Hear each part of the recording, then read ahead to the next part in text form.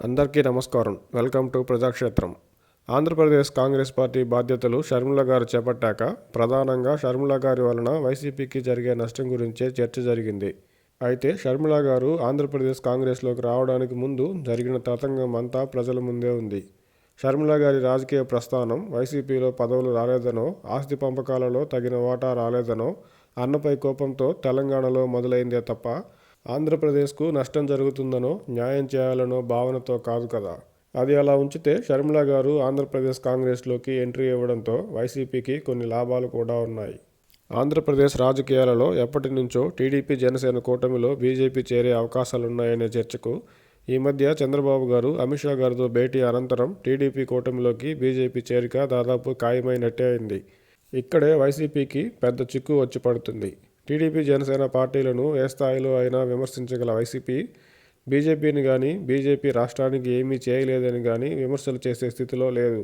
గత 4.5 సంవత్సరాలుగా వైసీపీ బీజేపీల రహస్య స్నేహం బహిరంగ రహస్యమే అయిన నేపథ్యంలో ఒకవేళ వైసీపీ బీజేపీపై విమర్శలు చేసినా ప్రజలు నమ్మకపోగా ఎబ్బెట్టుగా ఉంటుంది. ఈ పరిస్థితుల్లోనే షర్మిల గారు వైసీపీకి అక్కరకు వస్తారు.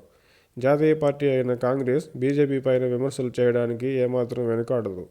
ఇప్పటికే షర్మిల గారు వైసీపీతో పాటు కొన్ని అంశాల్లో టీడీపీ బీజేపీలను సైతం తీవ్రంగా విమర్శిస్తున్నారని గమనించవచ్చు. ఈ విమర్శల దాడి టీడీపీ బీజేపీ పొత్తుపై, బీజేపీపై ఎన్నికల నాటికి షర్మిల గారి నుంచి ఎక్కువగా ఉండొచ్చు.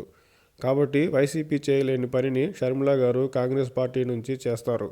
కాంగ్రెస్ పార్టీ ఇప్పటికిప్పుడు అధికారంలోకి వచ్చే అవకాశం ఏమీ లేదు కాబట్టి షర్మిల గారు బీజేపీ టీడీపీలపై చేసే విమర్శలు పరోక్షంగా వైసీపీకే మేలు చేస్తాయి.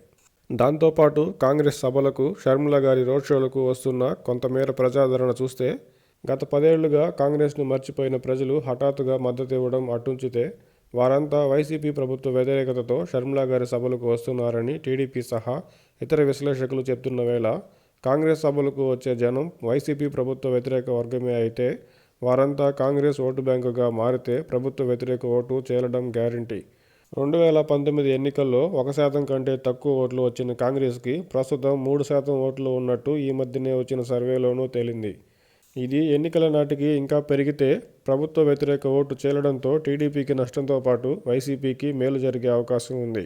రాష్ట్రంలో అధికారంలోకి ఎవరు వస్తారనే అంశం పక్కకు పెడితే కాలం కలిసొచ్చి కేంద్రంలో కాంగ్రెస్ గనుక అధికారంలోకి వస్తే చెల్లెలని హక్కును చేర్చుకున్న కాంగ్రెస్ అన్నకి సైతం ఆదరణ ఇవ్వకుండా ఉంటుందా? ఈ విధంగా వైసీపీకి షర్మిల గారి ద్వారా జరిగే నష్టం అలా ఉండగానే అదే సమయంలో కొన్ని లాభాలు కూడా ఉన్నాయన్నమాట.